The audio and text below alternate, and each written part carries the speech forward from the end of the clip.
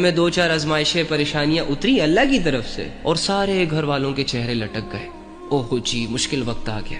کیا مشکل وقت آیا؟ کیا ہو گیا؟ لا یکلف اللہ نفسا الا وسعها کی تفسیر ڈیفینیشن سمجھا نہیں اس آیت کو کہ اللہ کہہ رہا ہے کہ تم پر کوئی بوجھ نہیں ڈالوں گا جو تم اٹھا نہ سکو۔ میں نے کبھی بھی تمہیں کسی ایسی آزمائش کے حوالے نہیں کرنا کہ جس آزمائش سے تم نکل نہ سکو۔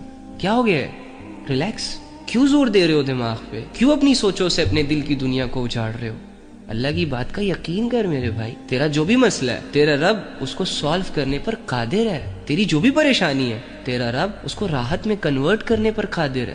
اتنا تو یقین کر۔ اور یقین کسی معجزے کا نام نہیں ہوتا، کسی جادو وادو کا نام نہیں ہوتا۔ جن کو اللہ پہ یقین ہوتا ہے نا ان کے اندر صبر ہوتا ہے، وہ اللہ کے فیصلوں پر راضی رہتے ہیں، واویلے نہیں مچاتے، جلد بازی نہیں کرتے، ریلیکس رہتے ہیں۔ دنیا کے ستائے ہوئے دھمکائے ہوئے ڈرائے ہوئے لوگ ہوتے ہیں یار، لیکن اللہ کے ساتھ بڑا ریلیکس فیل کرتے ہیں۔ کسی کے ساتھ برا نہیں کرتے، لیکن دنیا انہی کے ساتھ برا کرتی ہے۔ پھر بھی زندگی کو سروائیو کرنا چھوڑتے نہیں ہیں۔ یہ نہیں کہتے کہ مجھے میرا حل خودکشی میں نظر آ رہا ہے، بس یار دل کرتا ہے چھوڑ دوں سب کچھ، غاروں میں نکل جاؤں، جنگلوں میں نکل جاؤں۔ نہ نہ نہ نہ نہ، ڈٹ کے مقابلہ کرتے ہیں، حالانکہ ہارتے ہیں، بار بار ہارتے ہیں، لیکن وہی بات کہ جن کے دل جب اللہ سے جڑ جاتے ہیں نا، جو اپنی زندگی جسٹ اللہ کے لیے گزارتے ہیں، ان کو تو ہارتے ہوئے بھی مزہ آ رہا ہوتا ہے، گرتے ہوئے بھی مزہ آ رہا ہوتا ہے۔